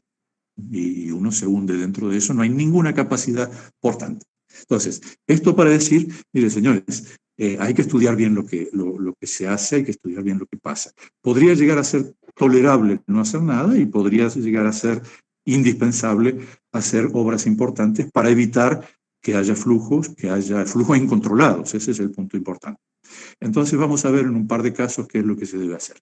Si estamos hablando de una presa con un núcleo central, habrá que inyectar toda esa zona a los efectos de que se pueda garantizar que no haya flujo de aguas arriba, aguas abajo, o que sea un flujo controlado. Ahora, ¿inyectar desde dónde? Yo podría hacer esto desde la fundación antes de que se construya el núcleo, o podría llegar, a veces tiene sus inconvenientes programáticas, hay que tratar de evitar al máximo todos los trabajos en serie, es decir, uno acoplado después del otro y hacer lo máximo que se pueda, por una cuestión de economía de tiempo, hacer todo lo que se pueda en paralelo. Entonces a veces resulta cómodo y económico hacer un zócalo de hormigón suficientemente importante, al que se pueda acceder por galerías desde las márgenes, en el cual esa misma galería servirá, cuando tenga dimensiones suficientes, como para inyectar la fundación hasta alcanzar, o no, ya vamos a ver algo en este sentido, la roca competente. Cuando digo o no, porque podría ser que yo no toque la roca, no ancle mi cortina de inyecciones en la roca, la deje un poco por encima, si juzgo que el flujo remanente no es dañino. En el dibujo que estoy representando, la estanqueidad es perfecta, pero en la práctica nunca es así. De hecho, el núcleo impermeable no es perfectamente impermeable. Ya hemos visto, y acá he vuelto a dibujar la freática, hay una bruta caída porque hay una muy baja permeabilidad, pero hay permeabilidad, entonces hay flujo. Y a través de la cortina de inyecciones que constituye el elemento de impermeabilización en la subfundación, puede ser que haya sido mal hecha o insuficientemente bien hecha, o puede ser que haya sido hecho en forma perfecta, pero que el cemento de las inyecciones sufra o sea lavado o sea atacado por ciertas características físico-químicas del agua del río. Entonces, con el tiempo pierde capacidad de retención. Por eso es tan importante, en casos, sobre todo en empresas importantes, que esa galería persista, siga siendo accesible como para poder volver a reinyectar si fuese necesario con el tiempo. En el Ingeniero, caso, sí, disculpe, sí. ¿Esa cortina de inyecciones es una cortina de pilotes? Podrían ser pilotes, podrían serlo. No, acá es inyección pura. Es decir, okay. yo hago Sí, con mi barreno hago un agujero, hago un inyecto a presión. E inyecto a presión. Ya vamos a ver un detalle de eso. Ok, gracias. ¿Por qué no? Podría haber sido también, ¿no? Ahora, mi preocupación es, ¿y quién se va a dar cuenta si fluye o no fluye? ¿Cómo van a hacer estas cosas? Todo eso está ocurriendo adentro. Entonces, ¿qué voy a hacer yo? ¿Cómo voy a lograr enterarme de todo esto? Es muy simple. Voy a colocar 3 familias de piezómetros. Traigo 3 familias porque pueden ser por cada una de ellas varios en distintos lugares para buscar más información y sobre todo para buscar redundancia, porque a veces estos aparatos tienen vida útil limitada o se fallan, o ya en la construcción se los dañó, etcétera, etcétera. En suma, voy a colocar un piezómetro en la fundación, voy a colocar un piezómetro o familia de piezómetros en el en el tapiz drenante que está evacuando todo el flujo, y voy a colocar otro en el espaldón de aguas abajo, que supuestamente está sano y está seco. Ahora, podría ocurrir que haya fisuras en el núcleo central, entonces evidentemente no va a retener tanta agua, podría estarme convirtiendo mi curva piezométrica en algo irregular que ha subido sensiblemente. Entonces, en cada uno de esos piezómetros o familias de piezómetros tendría que poder captar lo que está ocurriendo y actuar de la manera necesaria para reparar, para corregir o para abandonar la presa porque no hay manera de solucionar. Así que eso es muy importante, y con esto ustedes ven que las dudas mías que yo tenía, ¿qué pasará por debajo de la cortina de inyección? ¿Qué pasará en el interior de mi núcleo impermeable arcilloso, arcillo limoso, arcillo limo-arenoso? Y bueno, la respuesta la tengo acá. Ya estoy dando mi primer paso hacia la auscultación sistemática de presas. Vamos a continuar entonces ahora. Otra cosa, ya que voy a hablar de auscultación, voy a dar un pasito más. Si yo estaba tranquilo con la freática primera, la que vimos recién, la normal, la que resulta de un diseño que me ha brindado un coeficiente de seguridad, de estabilidad satisfactorio. En la medida en que esa línea piezométrica o freática comience a subir, los coeficientes de seguridad van a reducirse, simplemente porque estoy afectando parte del material seco, sano y resistente, y le estoy reduciendo su capacidad resistiva, entonces la posibilidad de ruptura crece. Mis estudios deberían haberme llevado a decir, mire, si crece hasta aquí no hay problema, si pasa cierto límite, que voy a llamar límite de alerta amarilla, estamos en serias dificultades. Cuando alcance la alerta roja hay que evacuar o algo por el equivalente, o hay que vaciar el embalse. Ese tipo de cosas forma parte de lo que yo mismo me formulo como respuesta cuando tengo preguntas o dudas. Recién mi duda era, ¿será perenne la calidad de la inyección? ¿Será perenne el funcionamiento del núcleo central? Y no puede haber tal problema. Bueno, pero entonces para resolver el problema me hago una galería a la cual yo pueda acceder de aquí a 40 años para volver a inyectar. Sí he observado que la línea piezómétrica en el espaldón de aguas abajo subió, etcétera, etcétera. Todo eso va junto. Y ustedes ven, en todo caso es lo que he querido mostrar con este ejercicio, que empiezo del perfil más bruto y simple, le encuentro problemas y a medida que encuentro el problema le busco la solución, y así sucesivamente. Ese es nuestro oficio, solucionar problemas, y eso es lo que lo hace fascinante, y eso es lo que hace fascinante en particular el mundo de las presas de materiales sueltos. Vamos a llevar el mismo análisis también al caso de una presa de materiales sueltos con elemento impermeable aguas arriba. También podría ocurrir que haya fisuras, también podría ocurrir que haya daño en los órganos, sea en el exterior como en la zona de aluviones. Y para ello hay que buscarle soluciones.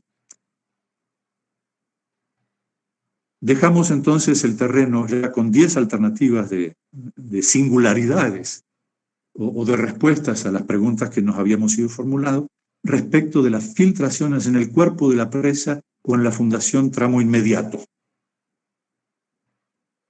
Pero no es el único tema, el problema de las fundaciones. Lo que me venga del lago también es un problema, y el lago trae sufre viento y el viento genera olas. Y la lluvia también puede dañarme la cara de aguas abajo si la dejo simplemente de arena o de material fino, etcétera, etcétera. Entonces, tengo que encontrar una respuesta. En el lago en particular, cuando haya viento se van a formar las olas.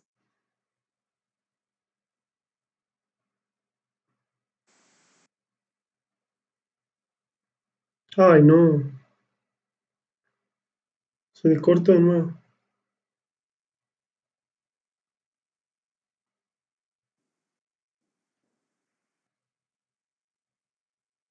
¿Asensio? Asensio. Avisale por el WhatsApp, Jorge.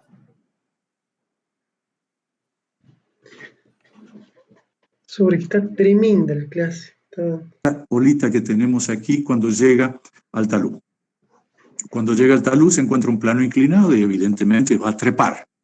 Va a trepar por inercia, porque trae una cierta velocidad. Cuando entra va a producir la erosión, viene con velocidad, va a producir la erosión de las piedras que estén sueltas. Y como esas piedras tienen una cierta oquedad, va a penetrar en las distintas capas del material de protección que hayamos puesto, en general se lo llama riprap. Cuando suba, cuando baja, también va a ser lo mismo. Va a salir y va a circular en el sentido aguas arriba y abajo. Así que es un ataque va y viene sistemáticamente. Y el punto más crítico es probablemente aquel en el cual viene, está bajando, está en proceso de bajada y se encuentra con que le está bajando una parte del flujo de la ola que había trepado, además está volviendo a la superficie una parte del flujo que había pasado a través de los intersticios y está saliendo, y la piedra está bajo agua. Entonces ya no es una piedra que pese gamma R, gamma roca, sino que es una piedra que pesa gamma roca -1. Entonces ahí es donde las piedras empiezan a salir, a irse. Y ahí es donde tenemos problemas. Entonces, he representado esas zonas de va y viene en torno de el que podría llamar el nivel de agua máximo maximorum de operación del lago y en torno del nivel mínimo minimorum de operación del lago. Es evidente que me tengo que ocupar de proteger toda esa zona más un cierto margen de seguridad. En el dibujo que hice, además en particular, la zona de trepada de la ola va más allá de la cresta de la presa. Eso quiere decir que con intermitencia, porque son olas, pero va a haber un salpicado de la ola. Si ese camino superior, si ese coronamiento se utiliza como camino de tránsito, puede haber peligro. Si el chorro sigue una trayectoria balística y llega aguas abajo y la intermitencia es relativamente grande, no solo por efecto de lluvia estaré poniendo en peligro lo que pase aguas abajo, sino también por el efecto intermitente de las olas. Quiere decir que es un tema que hay que considerar y voy entonces a buscar zonas de diferente protección que me cubran toda la acción de las olas, aguas arriba, toda la acción del viento y de la precipitación aguas abajo, toda la acción del viento y el oleaje en cresta y la acción del oleaje también en la cara de aguas abajo cuando llega a producirse. Bueno, todo eso ha sido debidamente estudiado, hoy en día se conoce muchísimo. Ustedes saben que hace 2 años Yacyretá tuvo un problema en ese sentido, el tema ya está bastante estudiado, es un ejemplo, vale la pena conocerlo. Ejemplos de protección de las caras de aguas arriba y de aguas abajo los tenemos aquí. En la figura de la izquierda se ve tanto la protección de aguas arriba como la de aguas abajo. En las 2 fotos de aguas abajo se ve solo la de aguas abajo. Aguas arriba forzosamente tiene que ser piedra porque el embate de las olas no lo resiste ningún vegetal. Pero aguas abajo podría ser vegetal, podría no ser piedra. Todo depende del clima, todo depende de la disponibilidad de materiales, etcétera, etcétera. Pero es también un tema a considerar. No me voy a extender mucho. Lo importante es tenerlo en cuenta como un elemento más de respuesta a la necesidad de garantizar función y estabilidad.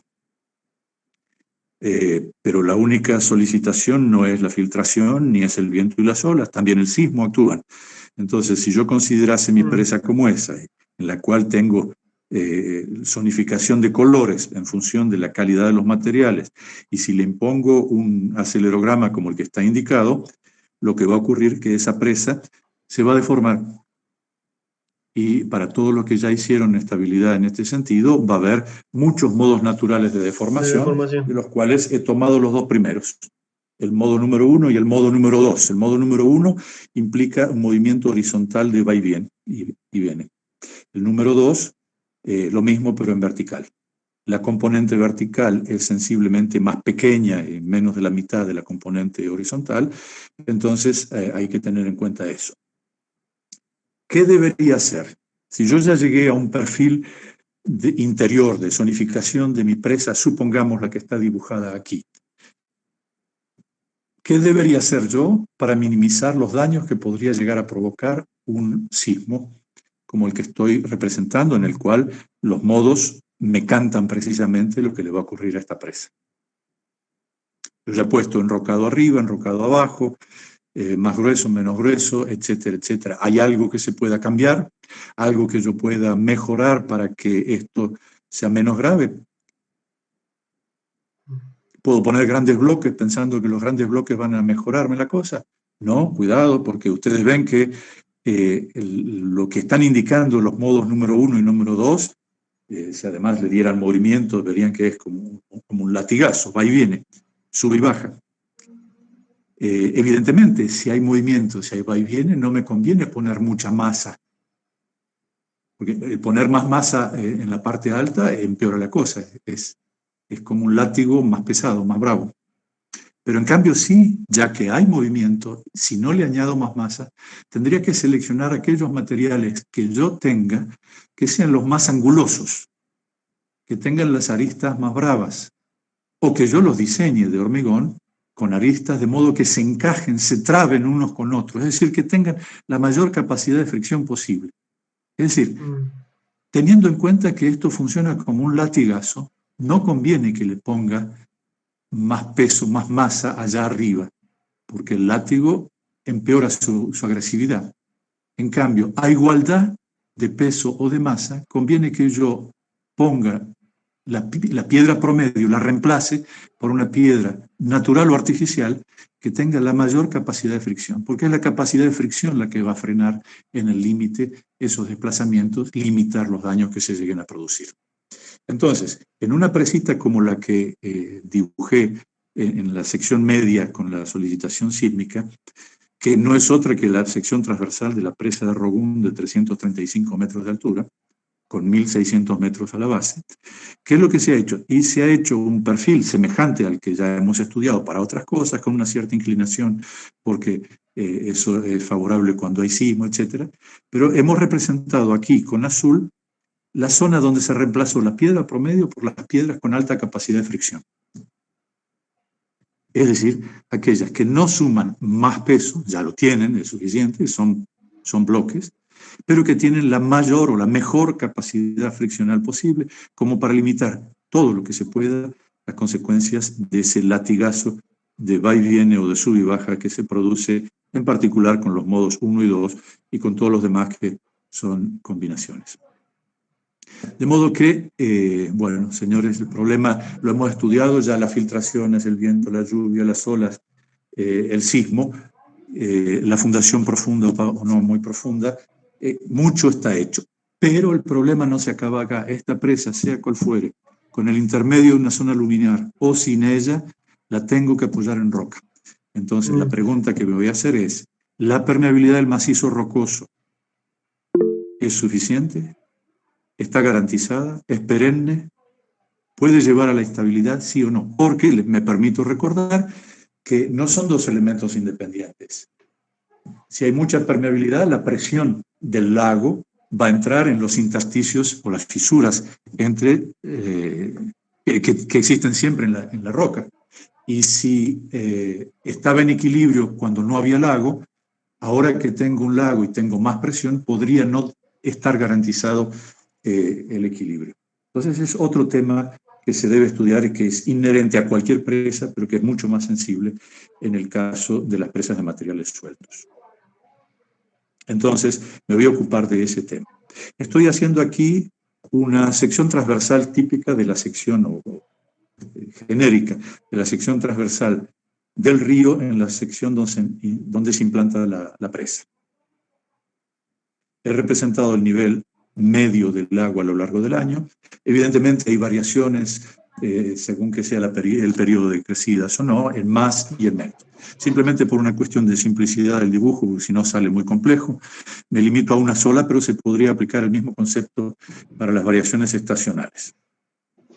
Lo que pasa en el río es una cosa, y si bien tiene interacción con lo que pasa en el interior de la montaña, podría llegar a ser independiente.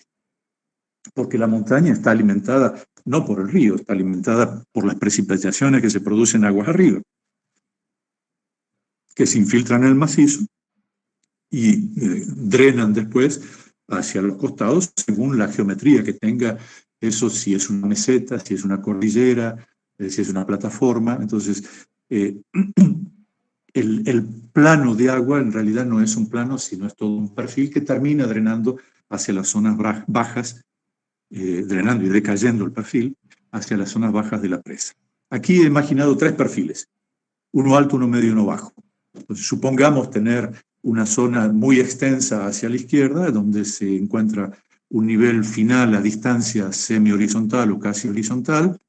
A medida que el perfil o el nivel freático en el interior del macizo rocoso se acerca a la presa, al río, va a ocurrir lo mismo que en la presa. Hay una red de flujo y va a terminar saliendo. Y va a salir y va a alcanzar el nivel del río, va a poner en contacto. O va a salir más arriba, entonces va a haber como vertientes, como ojos de agua más altos. Si el nivel es medio, bueno, va a estar más próximo al nivel medio del agua, del río. Si el nivel es más bajo, porque no hay precipitaciones, puede ocurrir la inversa, es decir, que el río esté alimentando el macizo, porque el aporte que puede dar el río a través de la pared entre río y macizo es mayor que el que recibe por otro lado, por precipitación y por infiltración. Son casos posibles, casos viables. Ahora bien, esto es la condición natural cuando estoy hablando del río.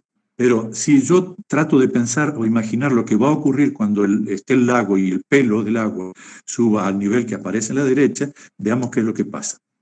Y voy a imaginar dos horizontes. Uno, el de la izquierda, en el cual es un flujo puramente bidimensional de intercambio entre el macizo y el río, nada más. No hay una tercera dimensión saliendo del plano del dibujo. Quiere decir que no hay flujo en el sentido del plano del dibujo. Solo intercambio entre río y macizo. Si es así, y bueno, cuando suba el nivel del agua en el cauce, formando un lago, ese lago va a inyectar agua en el macizo, hasta que un día, tarde o temprano, se alcance en el interior, por lo menos, un nivel igual al del macizo, al del lago, perdón. Tomará tiempo, pero se va a alcanzar. Es el lago, el que impone la condición. Ahora bien, si en condiciones notariales yo tenía un perfil alto, medio, bajo, eso dependía de que el macizo estuviera alimentado por precipitaciones altas, medias o bajas. Entonces, en el contacto entre la ladera y el lago, evidentemente tendré el nivel del lago impuesto, y hacia el interior tendré ese mismo nivel, más un poquito, más otro poco, o más mucho, según que sea la condición de alto, medio, bajo. Porque solo hay posibilidad de intercambio en el plano del dibujo. Si en el cambio tuviese que considerar un flujo tridimensional en el que pudiese haber una componente de flujo transversal perpendicular al plano del dibujo, todo cambia. Porque es evidente, cuando tomamos el caso del perfil bajo,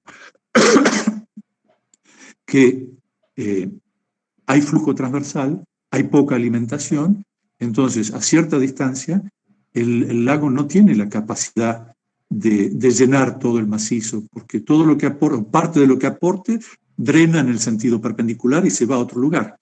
Y va a tender entonces a alcanzar el viejo nivel que había de equilibrio en las condiciones naturales para el condición bajo, pero habrá saturado la primera parte, la zona más próxima a las laderas en la zona del lago. Lo mismo ocurrirá con el intermedio, y como el alto era muy alto, entonces ya no es el lago el que impone, es el lago el que impone, y vuelve a pasar algo semejante a lo que tenía en el lado izquierdo, solo que el nivel a la distancia infinita en el lado derecho es más bajo que el izquierdo, por la sencilla razón de que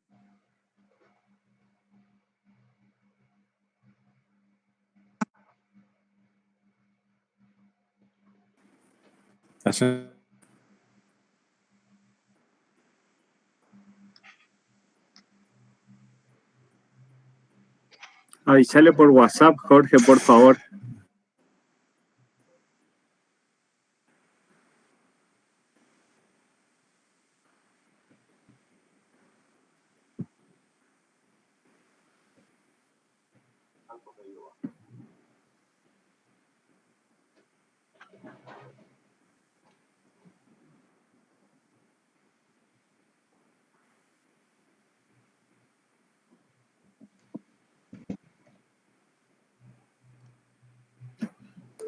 del río